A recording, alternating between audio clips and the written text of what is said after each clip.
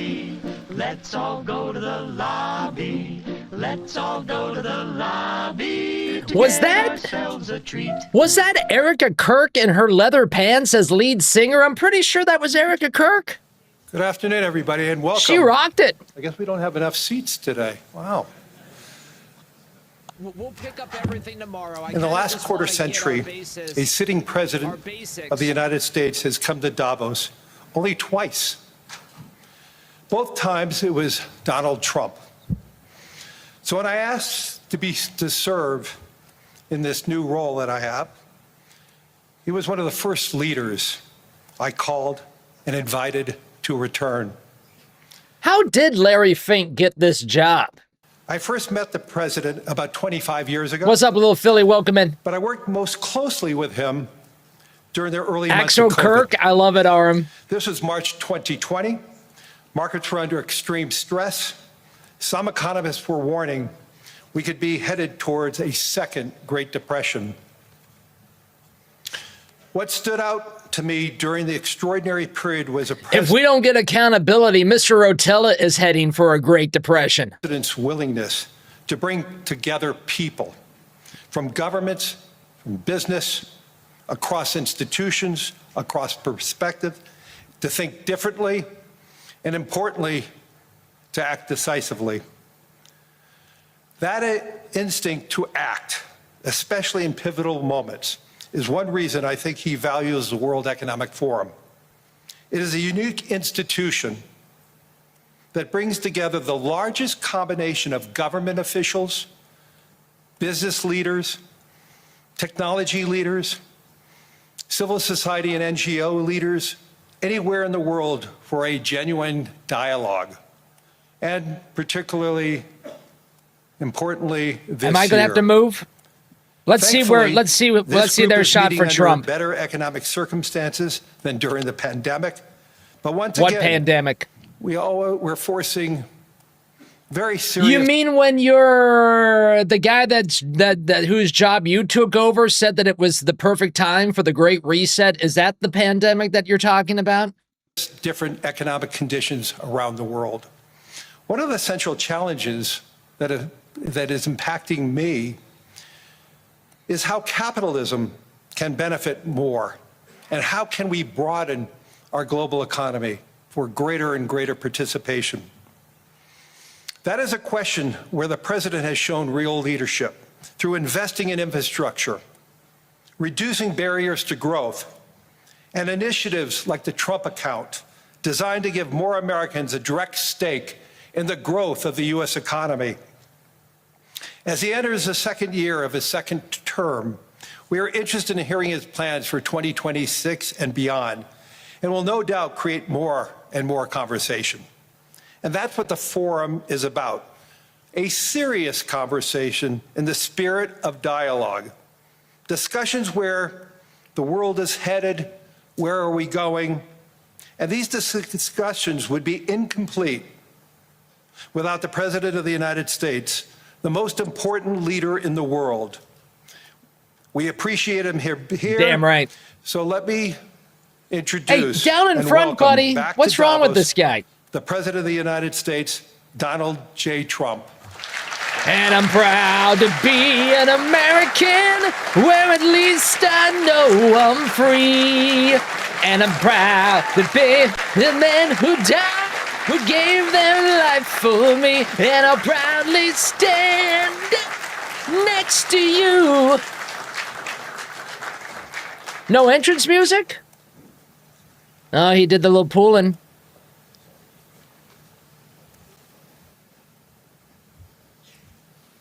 I may have to move over to the other side. Well, thank you very much, Larry. It's great to be back in beautiful Davos, Switzerland, and to address so many respected business leaders, so many friends, few enemies, and all of the distinguished guests. It's a who's who. Oh, I love that start. I've come to this year's World Economic Forum with truly phenomenal news from America. Yesterday marked the one-year anniversary of my inauguration, and today, after 12 months back in the White House, our Economy is booming, growth is exploding, productivity is surging, investment is soaring, incomes are rising, inflation has been defeated, our previously open and dangerous border is closed and virtually impenetrable, and the United States is in the midst of the fastest and most dramatic economic turnaround in our country's history. Under the Biden administration, America was plagued by the nightmare of stagflation, meaning low growth, and high inflation, a recipe for misery, failure, and decline. But now, after just 1 year of my policies, we are witnessing the exact opposite: virtually no inflation and extraordinarily high economic growth. What's up, Cat? Growth Welcome like I believe you'll see very shortly our country has never seen before, perhaps no country has ever seen before. Over the past 3 months, core inflation has been just 1.6%. Meanwhile, fourth quarter growth is projected to be 5.4%, far greater than anybody other than myself and a few others had predicted. Since the election, the stock market has set 52 all-time high records. So that's in 1 year, 52 records, adding $9 trillion in value to retirement accounts, 401ks, and people's savings. People are doing very well. They're very happy with me.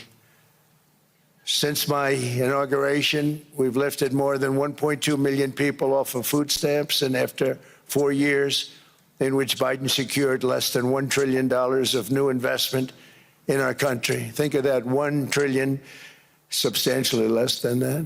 In 4 years, we've secured commitments for a record-breaking $18 trillion, and we think when the final numbers come out, they'll be closer to $20 trillion of investment.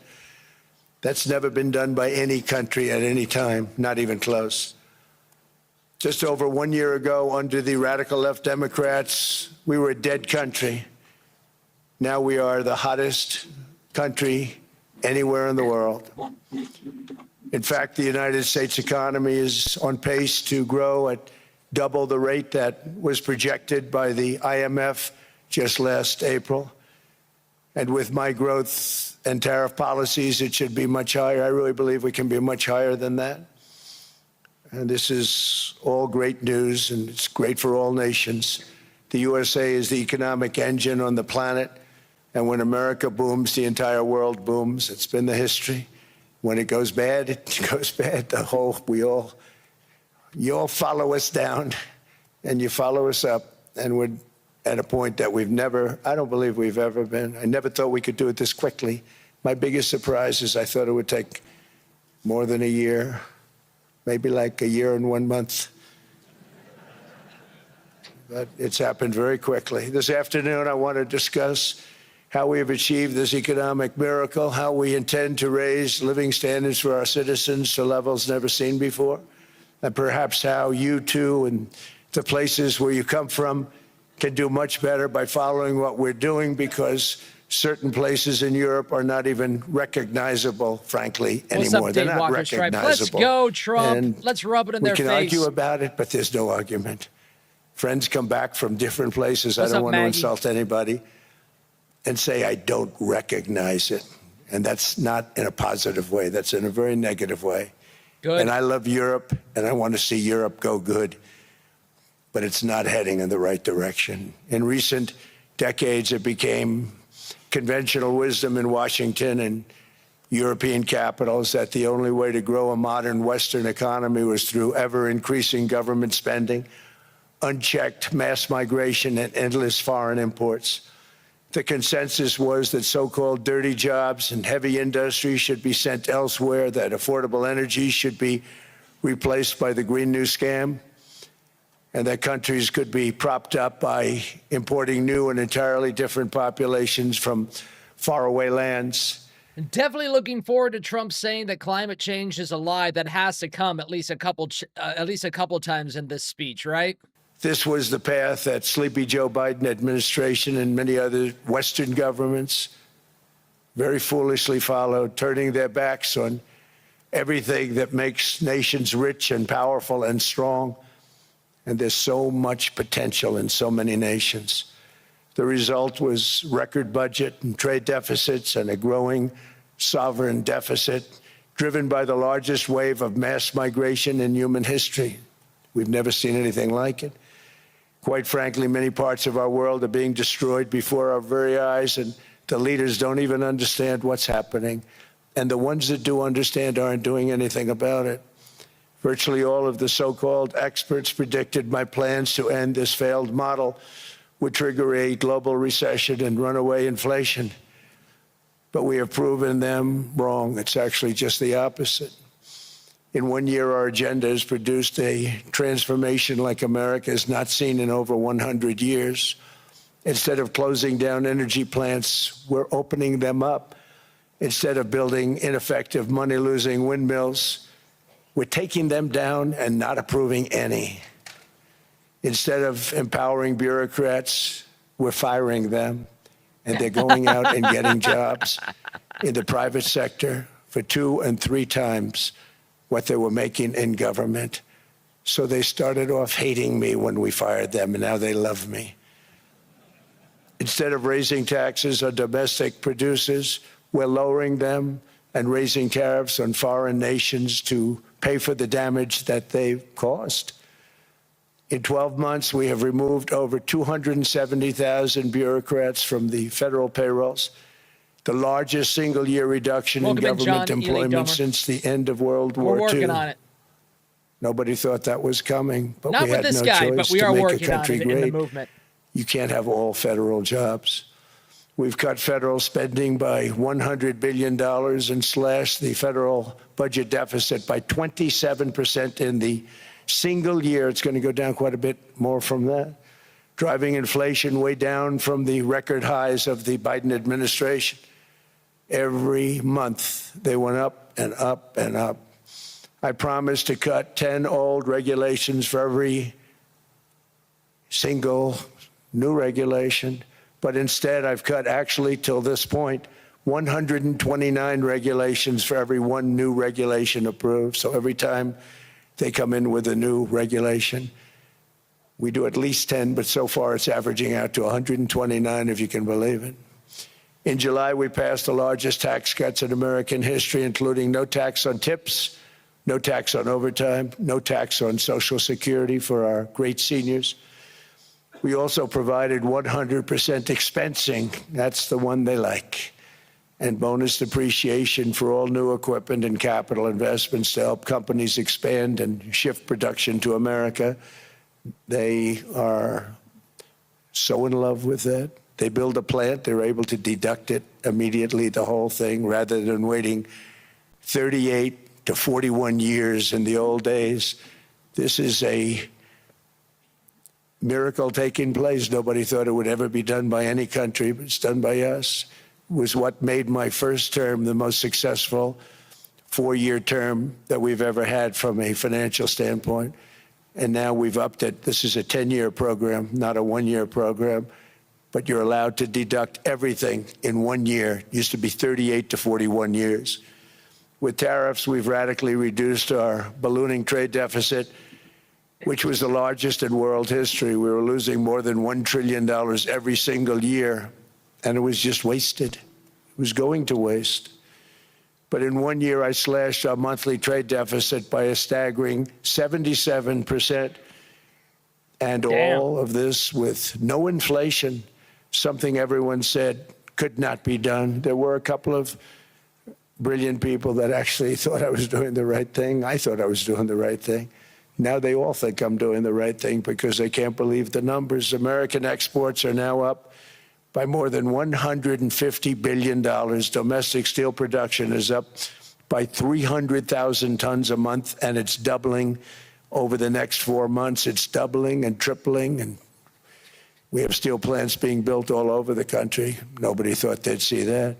Factory construction is up by 41%, and that number is really going to skyrocket right now because that's during a process that they're putting in to get their approvals, and we've given very, very quick, fast approvals. In the process, we've made historic trade deals with partners covering 40% of all U.S. trade. some of the greatest companies and countries in the world. We have countries as our partner, too. The European nations, Japan, South Korea. They're our partners. They've gone into massive deals with us, especially on oil and gas. And these agreements raise growth and cause stock markets to boom, not only in the U.S., but virtually every country that came to make a deal, because, as you've learned, when the United States goes up, you follow. It's really become a staple. In America, I've stopped the nation-wrecking energy policies that drive up prices while sending jobs and factories to the world's worst polluters. They are indeed polluters. Under sleepy Joe Biden, new domestic oil and gas leases fell by 95%. Think of that. Then they wonder, why was gasoline going up so fast? The gasoline actually topped $5 a gallon, and some places $7 a gallon, and more than 100 major power plants were violently shut down by incompetent people that had no idea what the hell they were doing. I had a little... Under my leadership, I had a little net. One of those little tiny bugs on the screen. He looked like Mike Pence. It was all running in his hair. U.S. natural gas production is at an all-time high by far. U.S. oil production is up by 730,000 barrels a day. And last week we picked up 50 million barrels from Venezuela alone. Venezuela has been an amazing place for so many years, but then they went bad with their policies. 20 years ago, it was a great country, and now it's got problems, but we're helping them. And those 50 million barrels, we're going to be splitting up with them, and they'll be making more money than they've made in a long time. Venezuela is going to do fantastically well. We appreciate all of the cooperation we've been giving. We've been giving great cooperation. Once the attack ended, and they said, let's make a deal. More people should do that. But Venezuela is going to make more money in the next 6 months than they've made in the last 20 years. Every major oil company is coming in with us. It's amazing. It's a beautiful thing to see. The leadership of the country has been very good. They've been very, very smart. The price of gasoline is now below $2. Well, sir, I don't really think that they have much of a choice. We're literally surrounding their country with giant boats, and we kind of showed that we can kidnap anybody and their wife in about 2 minutes. So I'm pretty, it's either do what we say or get kidnapped. 50 cents a gallon in many states, $2.30 a gallon in most states. Then we'll soon be averaging less than $2 a gallon. In many places, it's already down even lower, $1.95 a gallon. Numerous states are at $1.99, numbers that nobody has heard for years. Actually, since my last administration, we got it down to around those numbers. What's up, I've signed an order directing and approval of many new nuclear reactors. We're going heavy into nuclear. I was not a big fan because I didn't like the risk, the danger, but they have the progress they've made with nuclear is unbelievable, and the safety progress they've made is incredible. We're very much into the world of nuclear energy, and we can have it now at good prices and very, very safe. And we're leading the world in AI by a lot. We're leading China by a lot. I think President Xi respects what we've done, in part because I've allowed these big companies building these massive buildings to build their own electric capacity. They're building their own power plants, which, when added up, is more than any country anywhere in the world is doing. I read recently an article in the Wall Street Journal that China's creating so much energy, and they are. I got to hand it to them. But we're creating as much or more, and we're letting them do that. I'm very proud of it. It was my idea. I said, you can't create this much energy. We needed more than double the energy currently in the country just to take care of the AI plants. And I said, we can't do that. We have an old grid system. And I came up with the idea, you know, you people are brilliant. You have a lot of money. Yeah, let's make Let's see what you can do. You can build your own electric generating plants. And they looked at me, they didn't believe me. All of the names that are, I think, in the room right now, if you want to know the truth, they didn't believe it. And I said, no, you can't. They came back 2 weeks and they didn't have the plant. They said, we thought you were kidding. I said, no, not only am I not kidding, you're going to have your approvals within 2 weeks. I always say nuclear will take 3 weeks. But most aren't going that. They're going oil and gas. They're even going coal in some cases. Because of my landslide election victory, the United States avoided the catastrophic energy collapse which befell every European nation that pursued the Green New Scam. Yeah, man, let's go. Perhaps the greatest hoax in history. Oh! The Green New Scam. Yes, that's what I'm talking about.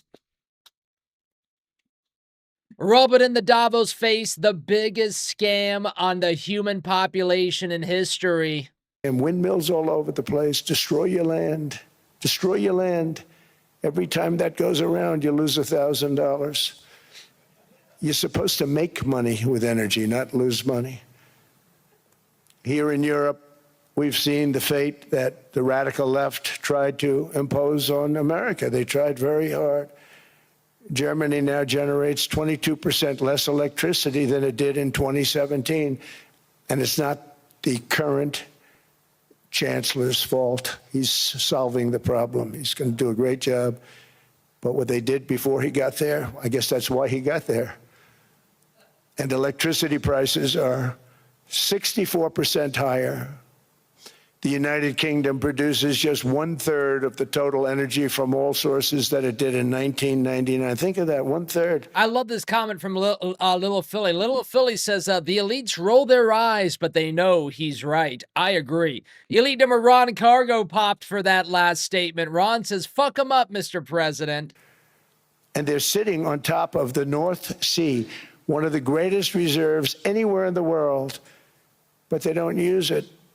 And that's one reason why their energy has reached catastrophically low levels with equally high prices. High prices, very low levels. Think of that, 1/3. And you're sitting on top of the North Sea. And they like to say, well, you know, that's depleted. It's not depleted. It's got 500 years. They haven't even found the oil. The North Sea is incredible. They don't let anybody drill. Environmentally, they don't let them drill. They make it impossible for the oil companies to go. They take 92% of the revenues. So the oil companies say, we can't do it. They came to see me. Is there anything you can do? I want Europe to do great. I want UK to do great. They're sitting on one of the greatest energy sources in the world, and So they do don't I. use it. In fact, their electricity prices have soared 139%. There are windmills all over Europe. There are windmills all over the place, and they are losers. One thing I've noticed is that the more windmills a country has, the more money that country loses and the worse that country is doing. China makes almost all of the windmills, and yet I haven't been able to find any wind farms in China. Did you ever think of that? It's a good way of looking at it. They're smart. China's very smart. They make them, they sell them for a fortune. Rub it in their face. They sell them to the stupid people that buy them. Let's go. But they don't use them themselves. They put up a couple of big wind farms, but they don't use them. They just put them up to show people what they could look like. They don't spin. They don't do anything. They use a thing called coal, mostly. But China goes with the coal. They go with oil and gas. They're starting to look at nuclear a little bit. And they're doing just fine. They make a fortune selling the windmills, though. And I think really that's one that they wouldn't be surprised if it stopped. They are shocked that it continues to go. They're very friendly with me. They're shocked that people continue to buy those damn things. They killed the birds. They ruin your landscapes. They're killing the birds. Other than that, I think they're fabulous, by the way. Stupid people buy them. The consequences of such destructive policies There's like everyone in that room buys them. I fucking love it. have been stark, including lower economic growth, lower standards of living, lower birth rates, more socially disruptive migration, more vulnerability to hostile foreign adversaries, and much, much smaller militaries. The United States cares greatly about the people of Europe. We really do. I mean, look, I am derived We came from them. from Europe, Scotland and we Germany. wish them luck. 100% Scotland, my mother, 100% German, my father. And we believe deeply in the bonds we share with Europe as a civilization. I want to see it do great. That's why issues like energy, trade, immigration, and economic growth must be central concerns to anyone who wants to see a strong and united West, because Europe and those countries have to do their thing. They have to get out of the culture that they've created over the last 10 years. It's horrible what they're doing to themselves. They're destroying themselves. It's beautiful, beautiful places. We want strong allies, not seriously weakened ones. We want Europe to be strong. Ultimately, these are matters. You know why I want out of NATO? Because NATO is so weak right now. NATO is strong because we're strong. Why do we want to be the strong? Like if they're not doing anything for us, why are we doing anything for them? Of national security and perhaps where's no the return on investment? Makes the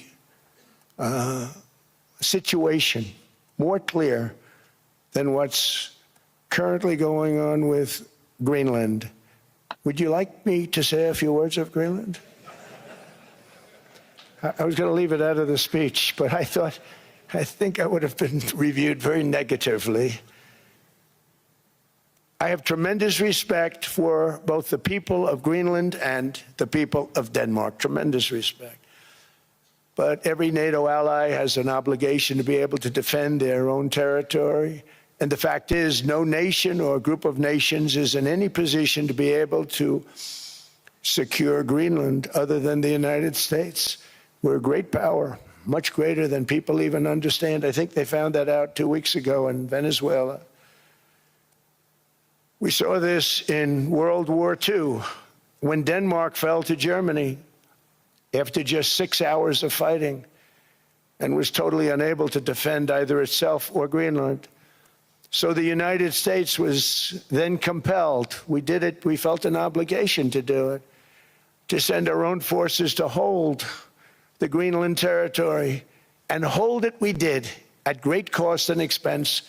They didn't have a chance of getting on it, and they tried. Denmark knows that. We literally set up bases on Greenland for Denmark. We fought for Denmark. We weren't fighting for anyone else. We were fighting to save it for Denmark.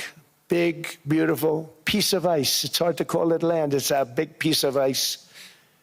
But we saved Greenland and successfully prevented our enemies from gaining a foothold in our hemisphere. So we did it for ourselves also. And then after the war, which we won it big. Without us, right now, you'd all be speaking German and a little Japanese, perhaps. After the war, we gave Greenland back to Denmark. How stupid were we to do that? But we did it. But we gave it back. But how ungrateful are they now? Whoa. So now our country and the world face much greater risks than it did ever before because of missiles, because of nuclear, because of weapons of warfare that I can't even talk about. 2 weeks ago, they saw weapons that... What are these weapons of war that we can't even talk about? I'm interested in that. Nobody ever heard of. They weren't able to fire one shot at us. They said, what happened? Everything was discombobulated. They said, we've got them in our sights. Press the trigger, and nothing happened. No anti-aircraft missiles went up. There was one that went up about 30 feet and crashed down right next to the people that sent it. They said, what the hell is going on? Those defensive systems were made by Russia and by China. So they're going to go back to the drawing boards, I guess. Greenland is a vast, almost entirely uninhabited and undeveloped territory. It's sitting undefended in a key strategic location between the United States, Russia, and China. That's exactly where it is, right smack in the middle. Don't forget the saunas, Wasn't important nearly when we gave it back. You know, when we gave it back, wasn't the same as it is now. It's not important for any other reason, you know, everyone talks about the minerals. There's so many places. There's no rare earth, no such thing as rare earth. There's rare processing, but there's so much rare earth. And to get to this rare earth, you got to go through hundreds of feet of ice. That's not the reason we need it. We need it for strategic national security and international security. This enormous unsecured island is actually part of North America, on the northern frontier of the Western Hemisphere. That's our territory. It is therefore a core national security interest of the United States of America. And in fact, it's been our policy for hundreds of years to prevent outside threats from entering our hemisphere, and we've done it very successfully. We've never been stronger than we are now.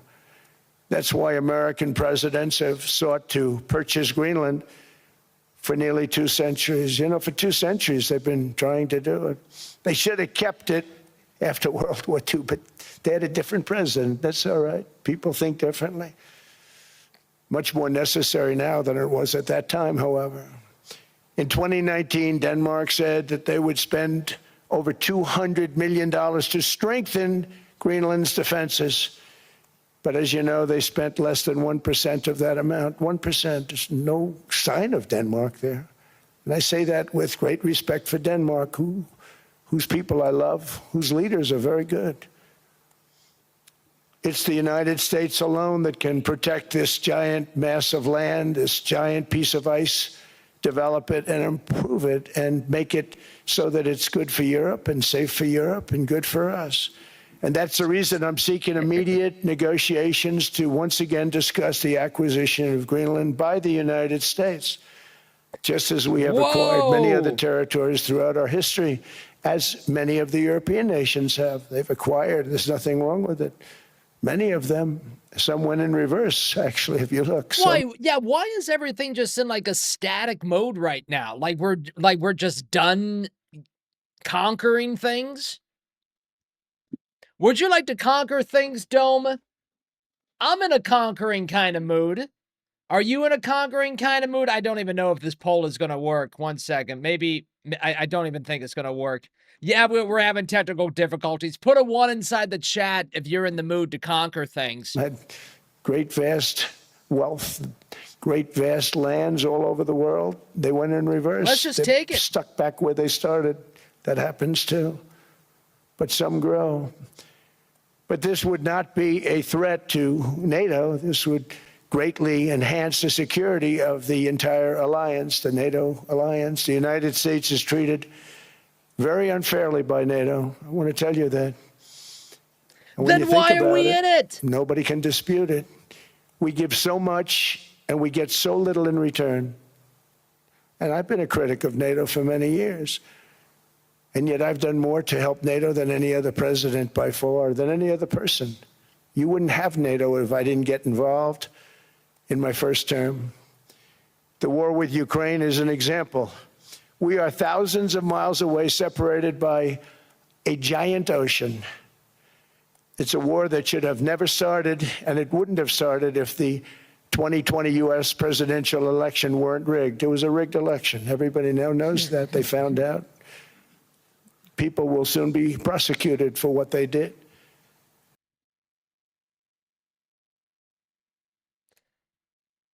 See, now in the past, that statement right there would make Mr. Rotella jump out of the mission control chair. Yeah, they're going to be held accountable. Yeah, they're going to be prosecuted. Yeah, he just said it on the Davos stage. I'd really like to see something happen with any of these topics. Any of these topics, I want to see at least something happen. COVID, the 2020 election, January 6th, the Epstein files.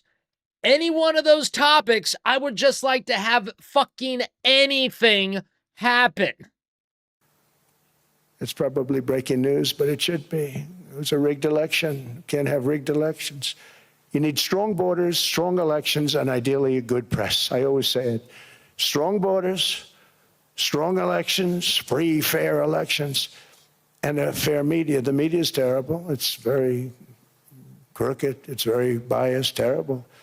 But someday it'll straighten out because it's losing all credibility. Think of it, when I went in a landslide, a giant landslide, won all 7 swing states, won the popular vote, won everything, and I only get negative press. That means that it has no credibility. And if they're going to get credibility, they're going to have to be fair. So you need a fair press. But you also need those other elements. And I inherited a terrible, terrible situation. If you look, the border was open. The inflation was raging. Everything was bad with the United States when I came into office. How the hell do I say that name? Welcome but in. I also inherited a mess with Ukraine and Russia, something that would have never happened. And I know Putin very well. Everybody say Ballyhooda M joining us tonight. Ukraine. It was the apple of his eye, but he wasn't going to do anything. I said, Vladimir, you're not doing it. He would never have done it. It was terrible what happened. I could see it happening, too. After I left, I could see it happening. Biden had given Ukraine and NATO $350 billion, a staggering sum, $350 billion. I came in, and just like the southern border, just like inflation, just like our economy, I said, wow, this place is in trouble, meaning our country. All of these things were out of control. But the border was out of control. We fixed it with the strongest border anywhere in the world. And I've now been working on this war for 1 year, during which time I settled 8 other wars. India, Pakistan. I settled other wars that were Vladimir Putin called me, Armenia, Azerbaijan. He said, I can't believe you settled that one. They were going on for 35 years. I settled it in 1 day. And President Putin called me. He said, you know, I can't believe I've worked on that war for 10 years trying to settle it. I couldn't do it. I said, do me a favor, focus on settling your war. Don't worry about that one. What does the United States get out of all of this work, all of this money, other than death, destruction, and massive amounts of cash going to people who don't appreciate what we do? They don't appreciate what we do. Talking about NATO, I'm talking about Europe. Yeah. Fuck Europe. Let's go to war with Europe. Work on Ukraine. We don't. The United States is very far away. We have a big, beautiful ocean separating us. We have nothing to do with it. Until I came along, NATO was only supposed to pay 2% of GDP. But they weren't paying. Most of the countries weren't paying anything. The United States was paying for virtually 100% of NATO. And I got that stopped. I said, that's not fair. But then, more importantly, I got NATO to pay 5%, and now they were paying, and now they are paying. So something nobody said was possible. They said, we will never go up higher than 2%. But they went to... And why was that never brought up before? Why were we never holding NATO accountable before? Like, why do we always find this stuff out? And then it's like, has our politicians ever worked for the American people? 5%, and now they're paying the 5. They didn't pay the 2, and now they're paying the 5. And they're stronger for it, and they have an excellent, by the way, Secretary General, who's possibly in the room. Mark, are you here? Go, Lala. Yes, he's here. Hello, Mark. We never asked for anything, and we never got anything. We probably won't get anything unless I decide to use excessive strength and force, where we would be, frankly, unstoppable. Yeah. But I won't do that. Maybe. Okay, now everyone's saying, oh, good.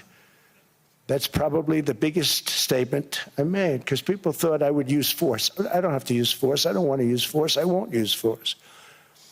All the United States is asking for is a place called Greenland, where we already had it, as a trustee, but respectfully returned it back to Denmark not long ago after we defeated the Germans, the Japanese, the Italians, and others in World War II. We gave it back to them. We were a powerful force then, but we are a much more powerful force now. After I rebuilt the military in my first term and continue to do so today, we have a budget of $1.5 trillion. We're bringing back battleships. The battleship is 100 times more powerful than the great battleships you saw in World War II, those great, big, gorgeous ships, the Missouri, the Iowa, the Alabama. Because I thought maybe we could take them out of mothballs. They said, no, sir, these ships are 100, think of that, 100 times more powerful than those big, magnificent pieces of art that you saw so many times ago, that you still see on television. You say, wow, what a force. 100 times, each ship 100 times more powerful than the big battleships of the past. So that was the end of the mothball story. So what we have gotten out of NATO is we need a cat cam. Nothing except to protect Europe from the Soviet Union and now Russia. I mean, we've helped them for so many years. We've never gotten anything, except we pay for NATO. And we paid for many years until I came along. We paid for, in my opinion, 100% of NATO because they weren't paying their bills. And all we're asking for is to get Greenland, including right title and ownership, because you need the ownership to defend it. Yeah, you can't okay. defend it on a lease. Okay, Number we're playing like global monopoly. We'll trade you paying for NATO for the last 40 years if you give us Greenland and the Reading Railroad. One, legally, it's not defensible that way, totally. And number two, psychologically, who the hell wants to defend a license agreement or a lease, which is a large piece of ice in the middle of the ocean where if there is a war, much of the action will take place on that piece of ice. Think of it.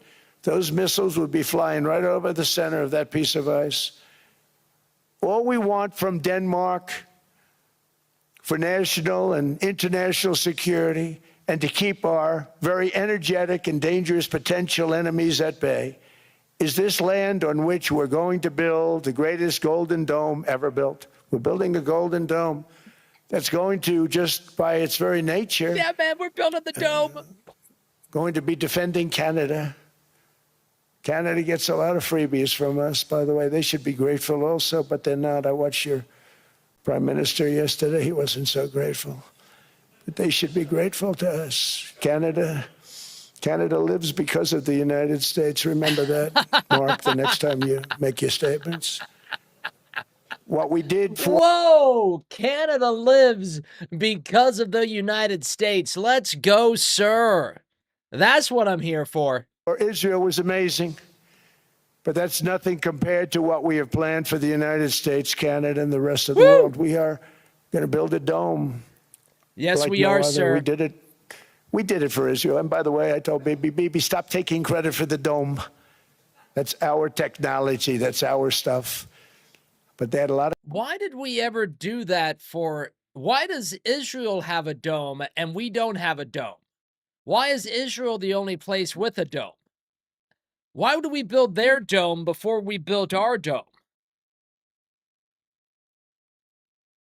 That does whatever people are inside the comments or people DM me and they're like, hey, Mr. Rotella, I'm sorry I haven't been here for a while. I've had this family thing. I've had that family thing. I just got a job. I just got married. Sorry I haven't been in the dome. My response every time, Sharon's here.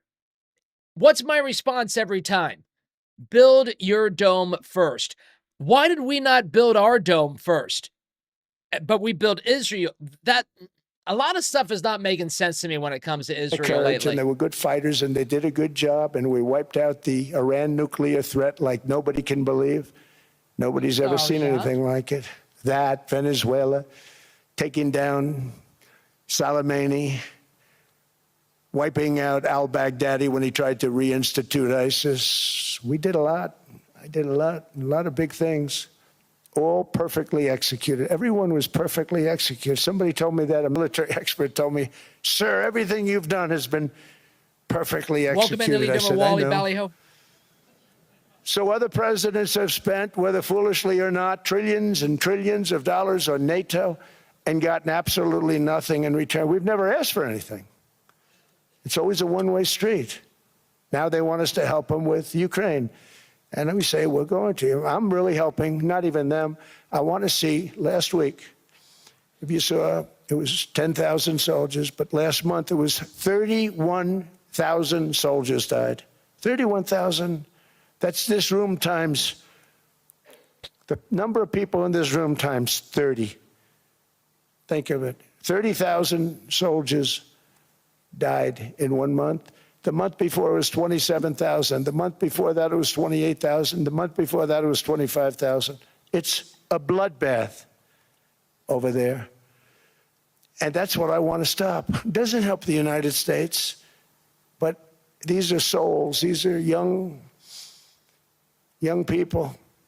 Look like you, look like some of you right in the front row. They go to war. Their parents are so proud. Oh, there he goes, comes back. 2 weeks later, they get a call, your son's head's been blown off. I want to stop it. It's a horrible war. It's the worst since World War II. They keep going, they'll exceed World War II. The numbers are staggering, how many people they've lost. They don't want to talk about it. Stream cheers to the Ukraine cast. and Russia lost just tremendous amounts. And I'm dealing with President Putin, and he wants to make a deal, I believe. I'm dealing with President Zelensky, and I think he wants to make a deal. I'm meeting him today. He might be in the audience right now. But they got to get that war stopped because too many people are dying, needlessly dying. Too many souls are being lost. It's the only reason I'm interested in doing it. But in doing it, I'm helping Europe, I'm helping NATO, and I've until the last few days when I told them about Iceland, they loved me. They called me daddy, right, last time. A very smart man said, he's our daddy. He's running it. I was like running it. I went from running it to being a terrible human being. But now what I'm asking for is my God. a piece of ice, cold and poorly located, that can play a vital role in world peace and world protection. It's a very small ask compared to what we have given them for many, many decades. I think that's a great point, man. It's literally just a piece of ice. What are these people doing with it? All these people are doing are fishing. We're not going to interrupt your fishing. Fish it up. Enjoy the fishing. We just want to add some missiles.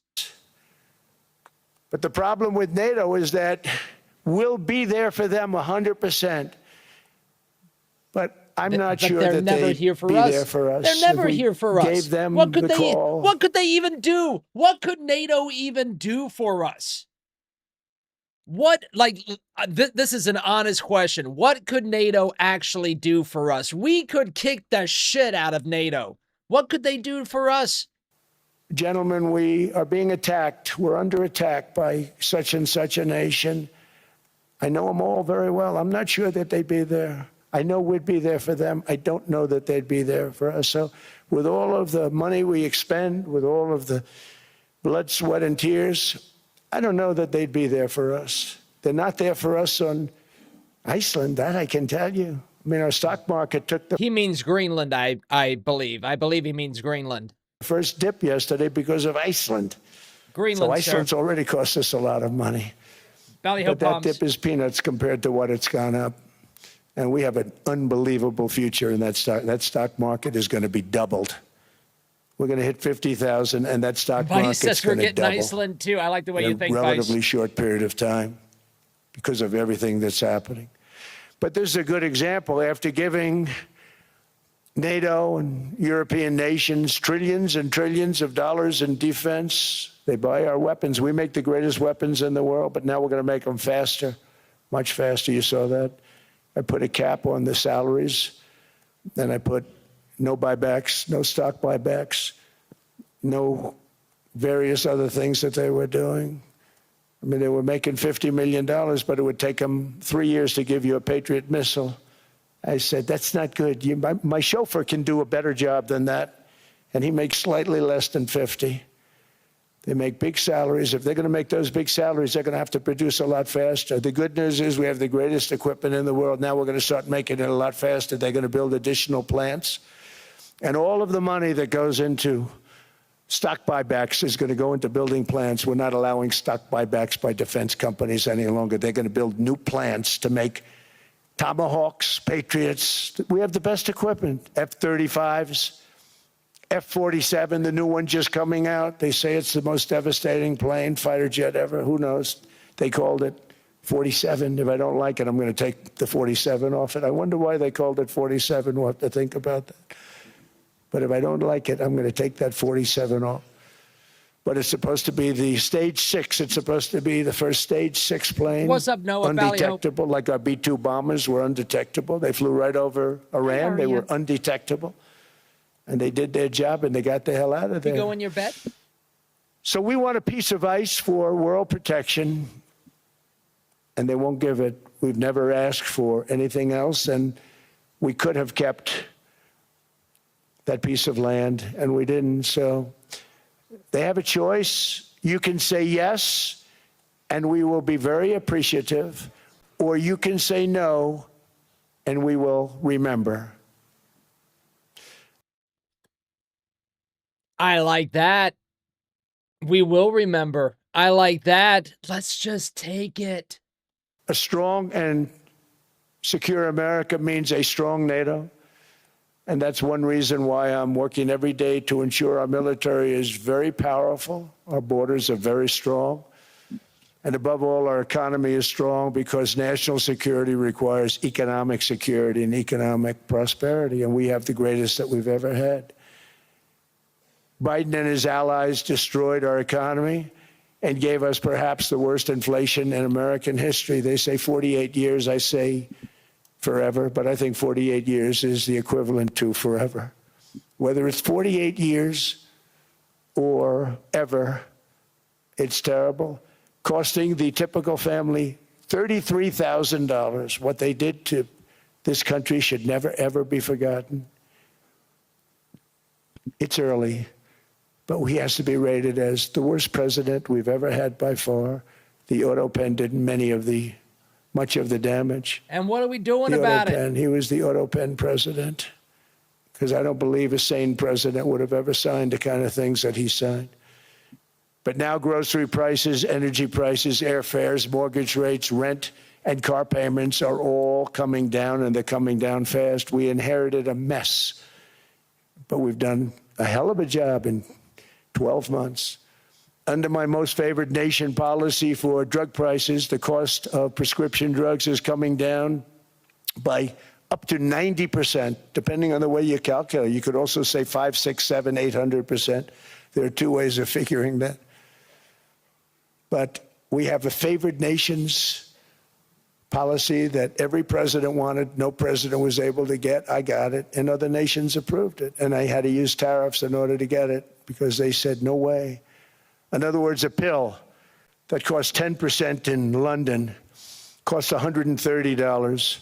Think it costs $10 in London, costs $130 in New York or in Los Angeles. And I'd say, boy, that's bad. Friends of mine would say, you know, we go to London, you can buy the stuff for nothing. We go all over the world, we can buy it for nothing. Because basically America was subsidizing every nation in the world, because presidents allowed them to get away with it. It became very tough. So when I called up Emmanuel Macron, I watched him yesterday with those beautiful sunglasses. What the hell happened? Someone got in a fight with his tranny wife? But I watched him sort of be tough. But he was at $10 for a pill. And I said, Emmanuel, and I have all the big pharmaceutical companies are in total agreement. It wasn't easy, by the way. They're tough, smart. They've been getting away with this scam for a long time. Ballyho Irani, host of But they Dome said, After you'll never Dark. get the countries to approve it. I said, why is that? Because they won't. They always said, we're not paying any more. Get the rest for the United States. So over the years, they stayed the same. We just went up, up, up. And I mean, we would pay 13, 14, 15 times more than certain countries would. So I said, no, they'll approve it 100%. Sir, you'll never get them to approve it. I said, I guarantee you. But I actually started with Emmanuel, who probably is in the room too. And I like him. I actually like him. Hard to believe, isn't it? And I said, Emmanuel, you're going to have to lift the price of that pill to $20, maybe $30. Think of that. That means it's a doubling of prescription drugs. Might be a tripling, might be a quadrupling. It's not easy. No, no, no, Donald, I will not do that. I said, yes, you will, 100%. He said, no, no, no. You're asking me to double. I said, Emmanuel, you've been taking advantage of the United States for 30 years with prescription drugs. You really should do it, and you will do it. I have no doubt. In fact, I am 100% sure you're going to. No, no, no, I will not do it. Because, yes, in all fairness to him, he has to double or triple. Because the world being a bigger place than the United States, it's not that you meet in the middle. You just have to go up some, and we come down a lot. They go up a little, we come down a lot. So we're at $130, they're at 10. So they may have to go to 20 or 30. No more than that. I said, Emmanuel, you're going to be doubling or tripling? No, no, no. I said, here's the story, Emmanuel. The answer is you're going to do it. You're going to do it fast. And if you don't, I'm putting a 25% tariff on everything that you sell into the United States and a 100% tariff on your wines and champagnes. And that's about 10 times more than what I'm requesting. And you're going to do it. I don't want to go public with it, but you may make me do that. No, no, Donald, I will do it. I will do it. It took me, on average, 3 minutes a country, saying the same thing. You will do it. They all said, no, no, no, I will not do it. You're asking me to double the cost of prescription. I said, that's right, because you've been screwing us for 30 years. Let's go. Why have we been screwed, and they by said, the we way? will not do it. I said, that's all right. On Monday morning, we're putting a 25, 30, 50. I gave different numbers for different countries. This is also national security we're talking about. Not fair. We're not going to subsidize the whole world. Again, serious question. How have we let this happen? Why are we getting screwed? And every one of those countries have agreed to do it. So one of the biggest things that I've done is the fact that we have now most favored nation. We will pay whatever the lowest price is in the entire world. So our drug prices are going to be coming down by staggering 90%. Again, you could say 1,000%, 2,000%. Depends on the way you want to figure it, but we'll go with the way the fake news likes it better because it sounds, can you imagine a 90% reduction sounds much worse. But drug prices are going to be coming down tremendously in all the nations, and I appreciate them doing it, but they did it. In all fairness, without tariffs, I wouldn't have been able to get it done. After declining $3,000 under Biden, real incomes are up in the United States by $2,000, $3,000, and even $5,000 and more. Home ownership has always been a symbol of health and vigor of American society, but that goal fell out of reach for millions and millions of people in the Biden era because interest rates went up so high. Today, I'm taking action to bring back this bedrock of the American dream. In recent years, Wall Street giants and institutional investment firms, many of you are here, many of you are good friends of mine, many of you are supporters. Sorry to do this to you, I'm so sorry. But you've driven up housing prices by purchasing hundreds of thousands of single-family homes, and it's been a great investment for them. Often as much as 10% of houses on the market. You know, the crazy thing is a person can't get depreciation on a house, but when a corporation buys it, they get depreciation. Okay, that's something we're going to have to think about, too. I don't know if too many people think about that. You buy a corporation, they buy 500 houses. They buy hundreds of thousands. They buy 500 houses. They can take depreciation. A person sweats and works and buys one house, they can't. But homes are built for people, not for corporations, and America will not become a nation of renters. We're not going to do that. That's why I have signed an executive order banning large institutional investors from buying single-family homes. It's just not fair to the public. They're not able to buy a house. And that should be something so easy for Congress to make an actual law. I mean, come on. Even the Democrats should want to vote yes on that. On Congress to pass that ban into permanent law, and I think they will. One of the It's biggest like we're the barriers to same saving person. for a down payment has been surging credit card debt. The profit margin for credit card companies now exceeds 50%, one of the biggest. And they charge Americans interest rates of 28%, 30%, 31%, 32%. Whatever happened to usury? So to help our citizens recover from the Biden disaster, all caused by this horrible, just horrible precedent, I'm asking Congress to cap credit card interest rates at 10% for 1 year. And this will help millions of Americans save for a home. They have no idea they're paying 28%. They go out there a little late in their payment and they end up losing their house. It's terrible. To unleash innovation in savings and financing, I'm also working to ensure America remains the crypto capital of the world. And to that end, last year, I signed the landmark Genius Act into law. Now Congress is working very hard on crypto market structure legislation, Bitcoin, all of them, which I hope to sign very soon, unlocking new pathways for Americans to reach. Crypto is not exactly doing well right now, sir. It is bleeding. Financial freedom. And I did it for two reasons. Number one, I thought it was politically. This is a great time to tip Mr. Rotella in crypto, by the way, buy when the market is in the red. So a great time to tip me in crypto. Good, and just it was. saying. I got tremendous political support. But Rumble more Wallet importantly, just China opened. wanted that market too. It's just like they want the AI. And we've got that market, I think, pretty well locked up. If I didn't do it, Biden was totally against it until before the election when they realized that, there were millions of people voting against him over crypto. And all of a sudden they loved it very much, but it was too late. They blew it. But it is politically popular, but it's much more importantly, we have to make it so that China doesn't get the hold of it. And once they have that hold, we're not going to be able to get it back. So I'm honored to have done it. Finally, I've instructed government-backed institutions to purchase up to $200 billion in mortgage bonds to bring down interest rates. And I'll be announcing a new Fed chairman in the not-too-distant future. I think he'll do a very good job.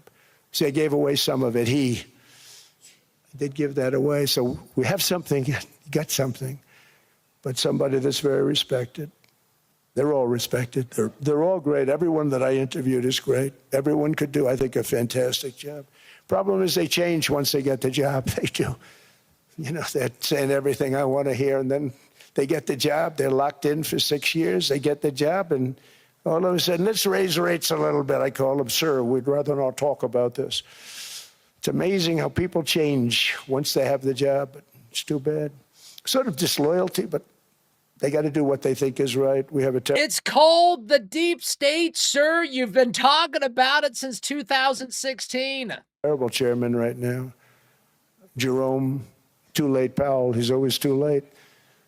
And he's very late with interest rates, except before the election, he was just fine for the other side. So we're going to have somebody that's great, and we hope he does the right job. Last week, the average 30-year mortgage rate dropped below 6% for the first time in many years. Another major factor in driving up housing costs was the mass invasion of our borders. And I have to say one thing about housing, because nobody ever says this. I am very protective of people that already own a house, of which we have millions and millions and millions. And because we have had such a good run, the house values have gone up tremendously. And these people have become wealthy. They weren't wealthy. They become wealthy because of their house. And every time you make it more and more and more affordable for somebody to buy a house cheaply, you're actually hurting the value of those houses, obviously, because the one thing works in tandem with the other. And I don't want to do anything that's going to hurt the value of people that own a house who, for the first time in their lives, are walking around the streets of whatever city they're in, very proud that their house is worth $500,000, $600,000, $700,000. Now, if I want to really crush the housing market, I could do that so fast that people could buy houses. but you would destroy a lot of people that already have houses. In some cases, they've mortgaged their house, and the mortgage would be very low. And all of a sudden, the mortgage, without any changes, becomes very high, and they end up losing the house.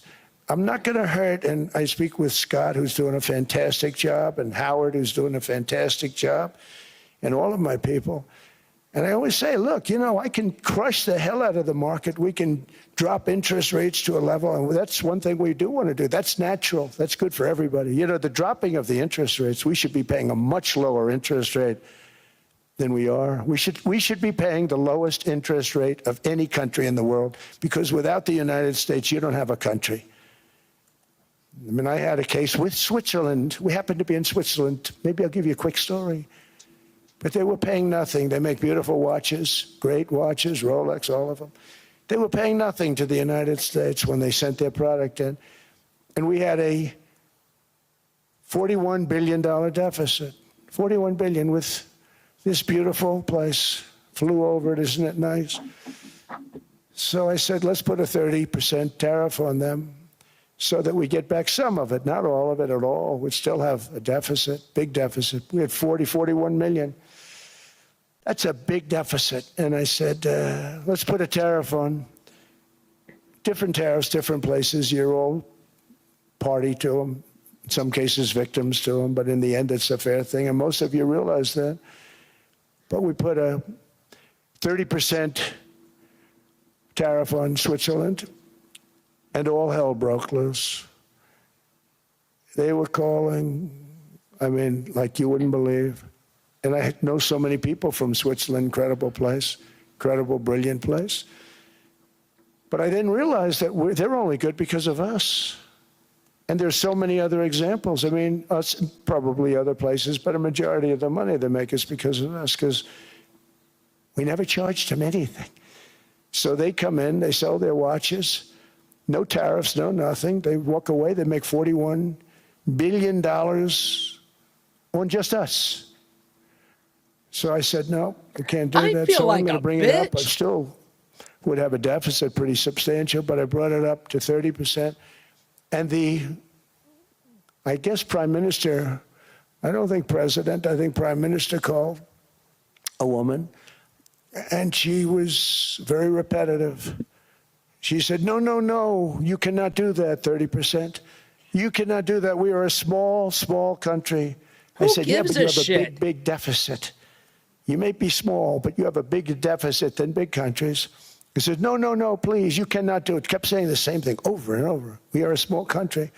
I said, but you're a big country in terms of, and she just rubbed me the wrong way, I'll be honest with you. And I said, all right, thank you, ma'am, appreciate it. Do not do this. Thank you very much, ma'am. And I made it 39%. And then all hell really broke out. And I was paid visits by everybody. Rolex came to see me. They all came to see me.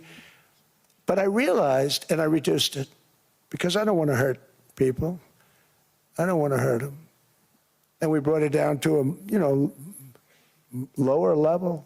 Doesn't mean it's not going up, but we brought it down to a lower level. But they pay now, tariff. But I realized that we have many places like that where they're making a fortune because of the United States. Without the United States, they wouldn't be making anything. Think of it. Switzerland made $41 billion on us. And as she said, it's a small place. And I realized with that, I don't know, it was so, because she was so aggressive. And I realized in that conversation that the United States is keeping the whole world afloat. Many places, I could give you 6, 7 places just in the people in this little area. And what are we getting in return? All we're asking for is Greenland. For now. For now, all we're asking for is Greenland. I think we should take Canada, too. No, every one of them, they're sort of, they're looking down. They don't want to see me. They don't want to stare me in the eyes. But they're taking advantage of, everybody took advantage of the United States. But I've been very fair. We cannot let that happen anymore. I gave them a tariff, and it was fine. But I realized that without us, It's not Switzerland anymore. Without us, it's not any of the countries that are represented here. And we want to work with the countries. We want to work with them. We're not looking to destroy them. I could have said 39, 40%. I could have said I want a 70% tariff, then we make money with Switzerland. But Switzerland would have been probably destroyed, financially destroyed. I don't want to do that. But we should be paying the lowest interest rate of everybody. I hope Scott's listening to this, because we should be paying the lowest interest rate of everybody. Without us, most of the countries don't even work. I love it. And then you have the protection factor without our military, which is the greatest in the world by far. Without our military, you have threats that you wouldn't believe. Welcome back, Wrench. Nice to see you. You don't have threats because of us, and that's because of NATO. One other thing, and I have to say it so importantly, in the old days, and I used to say I'm the youngest in the room. Now I'm among the older. I hate to say it. I don't feel old, but I'm among the older. But I remember not long ago, 20, 25 years ago, when good news came out about, let's say, the United States. The United States had a great quarter. The United States had a great month. All the stocks went up. And that's the way it's supposed to be. Now when they say the United States had a record quarter, it's unbelievable how well it's doing. Appreciate that, Wrench. Keep coming back. All the stocks crash because they say, oh no, inflation, they're going to raise interest rates. And they do. Some of these stupid people like Powell, they raise interest rates. And what they do is they stop you from being successful. It used to be when we had a great quarter, a great month, great earnings, great anything, any good news, the stock market went up. That's the way it's going to be. We got to do that again because that's the way it should be. Now when we have a great month, they want to kill it. Like we did over 5%. People were surprised. We should do 20%. We could do 25%. When we announce good numbers, and the reason is they're so petrified of inflation.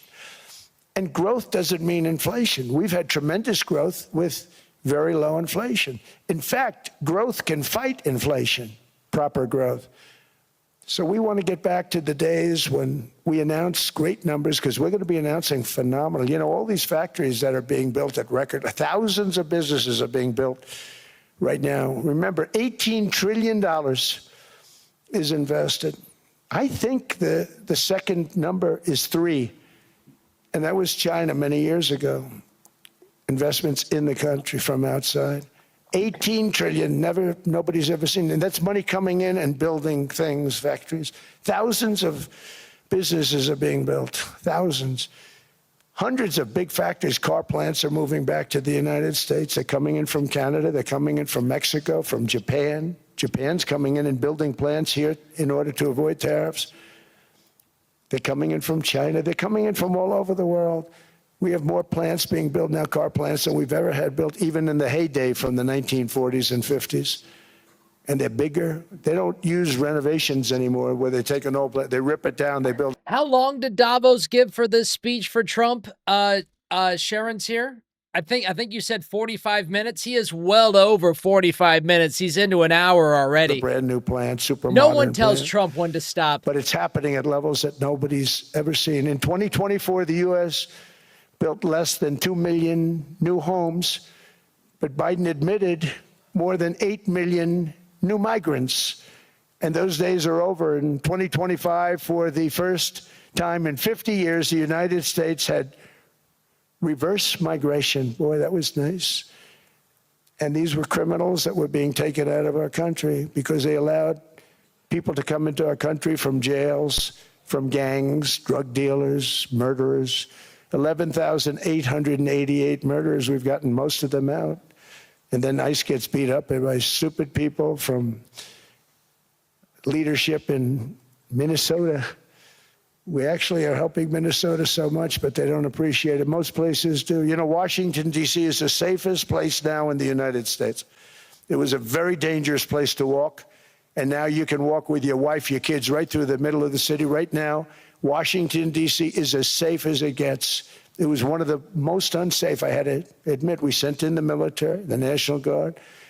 Within 2 months, it was great. Within 3 months, it's like It's like a really great place and a safe place and a beautiful place. It's even been cleaned up. The graffiti's gone. The fences are gone. We don't have to worry about fences anymore.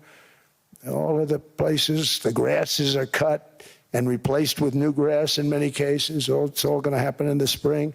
But Washington and D.C. is beautiful again, and it's safe. New restaurants are opening up. They were all closing. Now you can't get into a restaurant. Restaurants in Washington, D.C. are all opening. Memphis also, Memphis, Tennessee, New Orleans, Louisiana. We're there for 3 weeks. We've cut the crime down by 64%. Within another month, we'll have virtually no crime there. We can do that all over. We're going to help the people in California. We want to have no crime. I know Gavin was here. I used to get along so great with Gavin when I was president. Gavin's a good guy. And we're going to, if he needed it, I would do it in a heartbeat. I'd love to see. We did help them a lot in Los Angeles, a lot with the early in my term when they had some problems. But we would love to do it. I will say this, if I were a Democrat governor or whatever. He was so nice to Gavin Newsom in this speech. And then Gavin Newsom went out and like did a little soundbite how the speech was boring and blah, blah, blah. Gavin Newsom, I mean, obviously going to be running for president on the Democratic side. I would call up Trump. I'd say, come on in, make us look good, because we're cutting crime down to nothing. And we're taking people out, career criminals who are only going to do bad things, and we're bringing them back to their countries. But where we've done it, it's been amazing. And we have a capacity to do it at much greater levels. We're cutting illegal aliens off welfare and other government benefits, and I have directed that starting immediately, there will be no more payments to sanctuary cities because they are really just sanctuaries for criminals. They're really protecting criminals, and those are the ones we have to get out of the country. Is that actually real? Let's like we're cutting off all payments to sanctuary cities, because that's fantastic if it's true. There will be no more payments to sanctuary cities because they are really just sanctuaries for criminals. They're really protecting criminals, and those are the ones we have to get out of the country. Murderers, drug dealers, the mentally insane. They emptied their mental institutions into the United States. And despite that, we have the lowest crime numbers that we've ever had in the history of the country. Just came out. But equally importantly, we're cracking down on more than $19 billion in fraud that was stolen by Somalian bandits. Can you believe that Somalia, they turned out to be higher IQ than we thought. I wish you would have said pirates. And we say these are low IQ people. How did they go into Minnesota and steal all that money? And we have, well, I don't think that it was them, sir. They obviously had people helping them. You know, they're pirates. They're good pirates, right? But we shoot them out of the water just like we shoot the drug boats out. They're not pirating too many boats lately, do you notice? When they go out into those boats, they want to take over $1.5 billion tanker loaded up with oil, and they say, we're going to blow up your boat. They have powerful weapons. You hit the side of the boat, you blow the whole thing up. The insurance companies are petrified, so they say, just give them the boat. We'll give them money instead. And I don't do that. We blow them right the hell out of the water. We see them going out, we blow them out of the water. We don't have any pirates so much anymore. If we do, they won't be there long. We've cut down with the hitting of the boats that are loaded up with drugs, including submarines. Can you believe they actually buy small, they call mini subs, very fast. They're meant for drugs. We've knocked out 2 of them. The Democrats say they were fishing. You have ruined somebody's fishing weekend, I would say. A submarine is not a fishing boat. You don't fish. But we've knocked down drugs by water, the oceans. Did you know that Ghislaine Maxwell has a submarine license? Kind of interesting. The sea by 97.2%. Think of that. And I actually say, who the hell are the 3%? Because I would not want to be piloting one of those boats. We knocked them down, and now we're going to start on land. We're going to knock it all out. The land is the easy part. What we did on sea is incredible, and that's our great military. The situation in Minnesota reminds us that the West cannot mass import foreign cultures, which have failed to ever build a successful society of their own. I mean, we're taking people from Somalia, and Somalia is a failed, it's not a nation. got no government, got Let's no police, go. got no military, got no nothing. Let's go. And then we have this fake congressperson who they just reported is worth $30 million. You believe this? Ilhan Omar, talking about the Constitution provides me. She comes from a country that's not a country, and she's telling us how to run America. Not going to get away with it much longer, let me tell you. I hope so. We're The in charge. explosion Let's of do something. Prosperity and conclusion and progress that built the West did not come from our tax codes. It ultimately came from our very special culture. This is the precious inheritance that America and Europe have in common. We share it. We share it, but we have to keep it strong. We have to become stronger, more successful, and more prosperous than ever. We have to defend that culture and rediscover the spirit that lifted the West from the depths of the Dark Ages to the pinnacle of human achievement. We live in an incredible, we're done hating ourselves. Changing period. It's an unbelievable time, but we have to take advantage of the time that we're in. In our hands are technologies that our ancestors could scarcely have. I mean, they couldn't have even dreamt some of the things that we see today. And so rapidly they're produced. I mean, AI, 2 years ago, nobody ever heard of the term, and now everybody's talking about it. And it can have some very good purpose. It could also have some dangerous purpose. And for that, we have to watch out. But some tremendous things are happening because of it. And we're leading by so much. We're doing so well. But opportunities that are bigger and grander than ever before in human history are right before us. It is the pioneers in this room. Many of you in this room are true pioneers. You're two truly brilliant people. Just your ability to get a ticket is brilliant because you have about 50 people for every seat. I don't know what. That's loud. Well, sir, we looked at the prices to get into Davos. It's between $25,000 and $30,000 a ticket to get access to the main room. Everything Larry touches turns to gold. He made this very successful. But you're in this room, and some of you are the greatest leaders anywhere in the world. You're the greatest brains anywhere in the world. And the future is unlimited, and to a large part because of you, and we have to protect you, and we have to cherish you. I always say we have to cherish our brilliant people because there aren't many of them. So together with confidence, boldness, and persistence, let us lift up our people, grow our economies, defend our shared destiny, and build a future for our citizens that is more ambitious, more exciting, more inspiring, and greater than the world has ever seen. We're in a position to do things that nobody else has ever even thought of before. And many of the people in this room are the ones that are doing it, and I want to congratulate you, and I'm with you all the way. You can do things that nobody else can even think about. So I congratulate you on your tremendous success, and the United States is back, bigger, stronger, better than ever before, and I'll see you around. Thank you all very much. I'll see Thank you very around. much.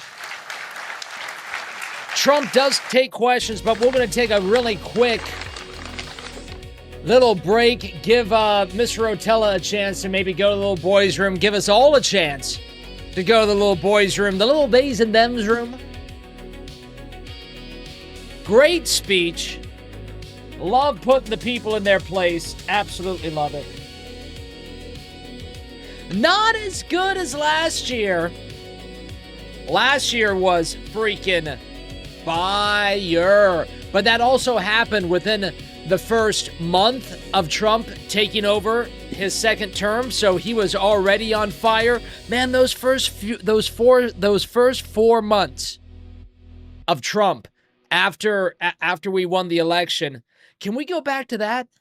Can we go back to that feeling? Can we go back to marching down the field and getting win after win after win after win?